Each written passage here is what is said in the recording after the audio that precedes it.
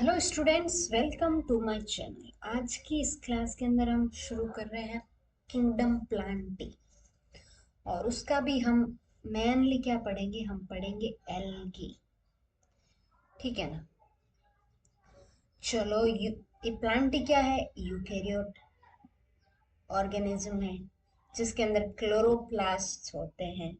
और cell wall किसकी बनी होती है? सेल्यूलोज से।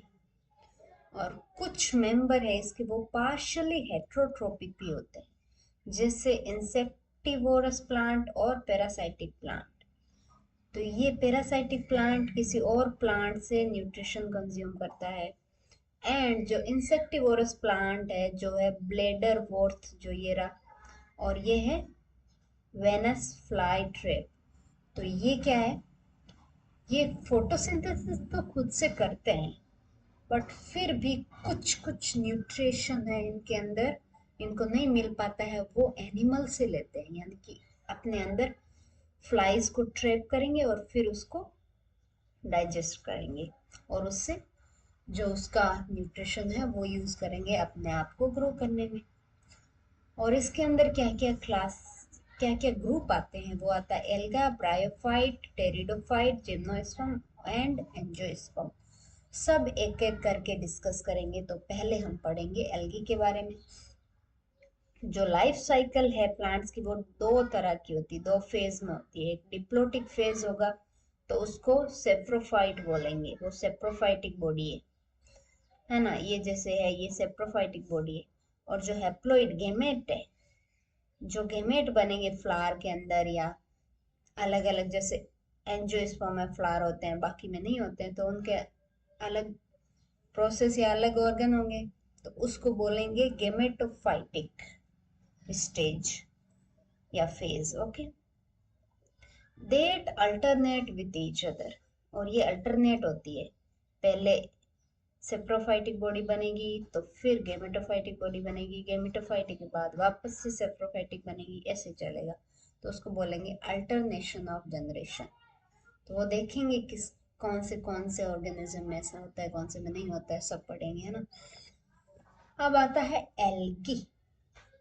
एल्गी में क्लोरोफिल होता है। ये सिंपल, मतलब कि ये जो प्लांटी किंगडम है उसका सबसे लोवेस्ट जो ग्रुप है वो है, यानी कि ये इवोल्यूशन में बहुत पीछे है। तो ये बहुत सिंपल इसका स्ट्रक्चर है। थेलोइड होता है इसके अंदर, जो प्लांट बॉडी है उस पूरे को थेलोइड बोलेंगे। इसके अंदर ऐसे डिफ्रेंशिएट नहीं है, रूट, शूट, ब्रांचेस या लीफ ऐसे डिफ्रेंशिएटेड नहीं है। तो उस पूरे पार्ट को ही हम थेलोइड बोलेंगे। ये ऑटोट्रोफिक होते हैं। और ये मोस्टली क्या होते हैं? एक्वेटिक होते हैं। फ्रेश वाटर भी हो सकते हैं, मराइन वाटर भी हो सकते हैं, या जहाँ पे मॉइस्ट एरिया है वहां पे ये ग्रो करेंगे। स्टोन के ऊपर भी, सोइल के ऊपर भी, वुड के ऊपर भी। कंडीशन होनी चाहिए मॉइस्ट, तभी। सूखा होगा वहां नहीं ग्रो करेंगे। और ये फंगी के साथ एसोसिएशन में भी रहता है, तो उसको बोलेंगे लाइकेन। और ये एनिमल्स के साथ भी एसोसिएशन में रहता है, जैसे स्लॉथ बियर है, उसके ऊपर भी ग्रो कर जाता है। तो फॉर्म और साइजेस में डिफरेंट हो सकते हैं इसके। कुछ एनिमल है वो कॉलोनी में रहते हैं, यानी कि इतने छोटे होते हैं कि उनकी कॉलोनी वो मिल के रहते हैं, तो फिर वो दिखता है कि अच्छा ये यहाँ पे ये वॉल बॉक्स है। और फ्लेजी, सॉरी, फिलामेंटस स्ट्रक्चर होते हैं, या मतलब कि कुछ कॉलोनी में रहेंगे, स्पेरिकल शेप है जिनका। और फिलामेंटस होते हैं वो यूलोथ्रिक्स हो गए, जैसे स्पाइरोगायरा हो गया, ये सब क्या है? फिलामेंटस एल्गीज है। और कुछ कुछ मराइन फॉर्म है वो ना मैसिव प्लांट बॉडी, मतलब ऐसे लगेगा कि बहुत बड़े प्लांट ग्रो कर गए, वैसा दिखेंगे। उसमें आते हैं कल्प्स, तो ये भी देखेंगे कैसे दिखते हैं। तो ये क्या है? ये थैलस, यानी कि ये जो एल्गी है वो ऐसे ग्रो करेगा या फिर ऐसे, यानी कि उसका ऐसे डिफ्रेंसिएशन नहीं है प्लांट बॉडीज का, सिर्फ एक ही स्ट्रक्चर है जिसको थैलस बोलेंगे। ये देखो, ये स्लोथ के ऊपर ग्रो कर रहा है, ये लाइकन है जिसमें फंगी के साथ ग्रो कर रहा है। ये कल्प्स है, जो देखो बड़े बड़े ऐसे लग रहा है, बड़े बड़े प्लांट ग्रो करे हैं हमारा मतलब समुद्र के अंदर, कितने बड़े बड़े हैं। तो ये इसका जो एक थैलोइड है वो ही ग्रो कर जाता है बड़ा। और ये देखो कॉलोनी के अंदर रहने वाले एल्गी जो है वॉलवॉक्स। और इस टाइप के ग्रो करने में क्या क्या है, इसके अंदर बहुत सारे टाइप की एल्गी हो सकती है, जिसमें से एक है यूलोथ्रिक्स, दूसरा स्पाइरोगायरा। स्पाइरल के फॉर्म में इसके अंदर जो ये अरेंजमेंट है स्ट्रक्चर का वो स्पाइरल है, ऐसे ऐसे घूम रहा है ना, तो इसलिए इसका नाम है स्पाइरोगायरा।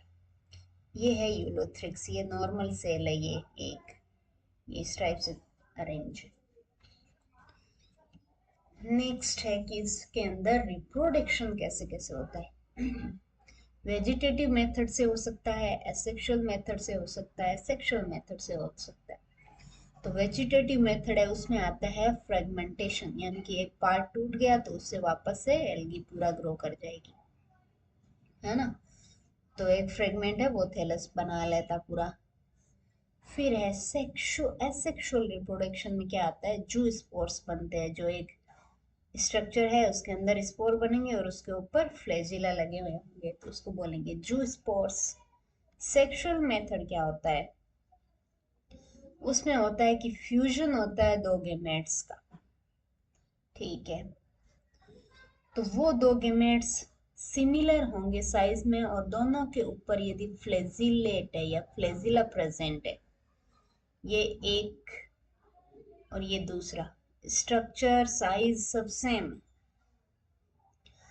तो उसको हम क्या बोलेंगे, उसको हम बोलेंगे आइसोगेमस, यानी कि दोनों के ऊपर फ्लैजिला भी है एंड दिखने में भी सेम टू सेम है। और किसी किसी में दोनों में फ्लैजिला नहीं है, दिखने में दोनों सिमिलर साइज के है। मैं बना नहीं पा रही हूँ, इसका मतलब ये नहीं कि अलग दिखेंगे, ठीक है, ऐसा ही दूसरा दिखेगा, ठीक है, या ऐसा ही दिखेगा दूसरा भी, तो सेम टू सेम दिखेंगे और उसके ऊपर नॉन फ्लैजिलेट है, वो भी आइसोगेमस ही कहलाएगा। तो आइसोगेमस दो टाइप के हो गए है ना, फ्लैजिलेट और नॉन फ्लैजिलेट। तो ये दो टाइप के, जिसमें फ्लैजिलेट टाइप वाला उसका एग्जांपल हो सकता है यूलोथ्रिक्स, और भी होंगे बट ये एक कॉमन एग्जांपल है यूलोथ्रिक्स जो फ्लैजिलेट आइसोगेमस है। दूसरे में है एग्जांपल स्पाइरोगायरा, जिसमें फ्लैजिला एब्सेंट है बट वो है आइसोगेमस, वो है स्पाइरोगायरा उसका एग्जांपल। तो जिसमें फ्लैजिला नहीं होगा वो नॉन मोटाइल होगी। नेक्स्ट है एन आइसोगेमस, यानी कि उनकी साइज गेमेट्स की वो डिसिमिलर है, उसका एग्जांपल है यूडोरिना। ये रहा यूडोरिना, ऐसा दिखेगा, बहुत माइन्यूट सा स्ट्रक्चर होता है इसका। फिर क्या है, तीसरे में है fusion of one large non motile, एक बड़ा गेमेट है जो नॉन मोटाइल है और दूसरा है वो स्मॉलर है और मोटाइल है, मेल। ये दूसरा है और मोटाइल है क्योंकि इसमें फ्लैजिला लगा हुआ है, तो वो होगा ऊगेमस टाइप का, जिसमें वॉलवॉक्स और फिकस एग्जांपल है। वॉलवॉक्स आपने अभी देखा है और फिकस ऐसा दिखता है। तो एन आइसोगेमस और ऊगेमस में मतलब डिफरेंस पता चला। इसमें क्या होगा, दोनों डिसिमिलर होंगे बट उसमें इतना डिफरेंस नहीं होगा। डिसिमिलर हो सकते हैं कि स्ट्रक्चर एक का ऐसा है एक का ऐसा है, या फिर एक का स्ट्रक्चर, दोनों का स्ट्रक्चर सेम है बट थोड़ा सा साइज डिफरेंस है, या दोनों पे ही फ्लैजिला लगे हुए हैं या दोनों पे ही फ्लैजिला नहीं लगे हुए, ये भी हो सकता है कंडीशन। बट गेमस में क्लियर कंडीशन है कि फीमेल गेमेट है वो बड़ा होगा और नॉन मोटाइल होगा, मेल गेमेट है वो मोटाइल होगा और स्मॉलर होगा, बहुत छोटा होगा इसके कंपैरिजन में, उसको ऊगेमस बोलेंगे। नेक्स्ट है इसका यूजफुल क्या है, हम कहाँ यूज कर सकते हैं एल्गीज को। ये क्या करते हैं, जो हमारे अर्थ पे जो कार्बन डाइऑक्साइड प्रेजेंट है उसका हाफ ये फिक्स करते हैं, कौन? एल्गी। और डिजोल्व ऑक्सीजन की क्वांटिटी बढ़ाते हैं। तो डिजोल्व ऑक्सीजन किस में चाहिए? वाटर में। और इनका जो हैबिटाट है वो भी क्या है? वाटर है, एक्वेटिक है। तो ये एक्वेटिक एनवायरनमेंट के अंदर डिजोल्व ऑक्सीजन का लेवल बढ़ाते हैं। जैसे कि हमने देखा ये ऑटोट्रोफ है, तो क्या हो गए? ये प्राइमरी प्रोड्यूसर भी हो गए। तो ये फूड साइकिल में भी, एक्वेटिक एनिमल्स के फूड साइकिल में भी बहुत बड़ा रोल है। फिर है कि 90% स्पीसीज मराइन एल्गी की ऐसी है जो हम लोग खाने में यूज करते हैं, जिसमें मोस्ट कॉमन है पोरफायरा, लेमिनेरिया, सार्गेसम। ये लेमिनेरिया ऐसा दिखता है। तो ये इनकी मोस्ट पॉपुलर है। इनकी जो स्पीसीज है वो 70 स्पीसीज है जो हम लोग खाने में यूज करते हैं। फिर है कुछ सर्टेन ब्राउन और रेड एल्गी जो प्रोड्यूस करती है हाइड्रोक्लोइड्स या हाइड्रोकोलोइड्स। हाइड्रोकोलोइड्स क्या होते हैं? जो कोई जैसे लिक्विड ज्यादा है कोई पोर्शन, जैसे मान लो कि मिल्क है, वो क्या है? मिल्क को हमको गाढ़ा करना, तो उसके अंदर हमने ये एल्गी डाल दी, तो वो क्या हो जाएगा? डेंस हो जाएगा या गाढ़ा हो जाएगा, थिक हो जाएगा। तो थिक करने के लिए हम इनको यूज करते हैं, जिसमें से है एल्चीन, एक कंपाउंड है जो ब्राउन एल्गी से मिलता है। और केरागीन, ये होता है रेड एल्गी से ऑब्टेन्ड होने वाला सब्सटेंस। ये दोनों यूज किए जाते हैं हाइड्रोकोलोइड के फॉर्म में, यानी कि कोई भी सब्सटेंस है उसको थिक करने में, थिकनेस बढ़ाने में। फिर है कि अगर ये किससे ऑब्टेन्ड होने वाला सब्सटेंस है? ये जे, जेलिडियम या ग्रेसिलेरिया, ये दो एल्गी है, इनसे अगार मिलता है, जिसका यूज हम करते हैं ग्रो करने में, माइक्रोब्स को आइसक्रीम बनाने में और जेलीज बनाने में यूज करते हैं हम अगार को। और अगार ऑब्टेन्ड होता है जेलिडियम और ग्रेसिलेरिया से। फिर है एक क्लोरेला सॉरी, क्लोरेला का यूज होता है, ये यूनिसेल्युलर एल्गी है। ये यूनिसेल्युलर एल्गी है, इसको आप याद रखें, जो रिच होती है प्रोटीन के अंदर। तो ये protein as a protein supplementary use करते हैं बहुत सारे लोग। और मोस्टली जो स्पेस में ट्रेवल करने वाले लोग हैं उनके लिए ये एक हर टाइम ये फूड के फॉर्म में उनके साथ जाता ही जाता है जब वो स्पेस में जाते हैं, क्लोरेला। तो ये देखो सार्गेसम, सार्गेसम ऐसा दिखता है जो फूड के फॉर्म में यूज करते हैं हम लोग। पोरफायरा ऐसा दिखता है जिसको फूड के फॉर्म में यूज करते हैं हम लोग। ये हो गया जेलिडियम।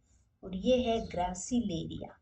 ये देखो ग्रासिलेरिया और ये जेलिडियम, इन दोनों का यूज किया जाता है अगार ऑब्टेन करने में। जो अगार का यूज कहाँ है?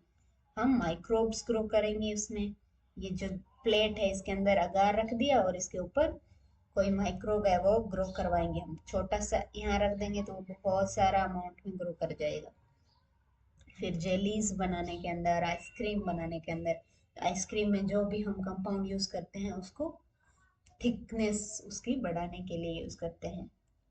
फिर ये क्लोरेला है जो सीवीड के फॉर्म में यूज मतलब ग्रो करता है, उसको हम as a protein supplement use करते हैं, जो ऐसे टेबलेट के फॉर्म में भी आते हैं मार्केट में या पाउडर फॉर्म में भी मिलते हैं।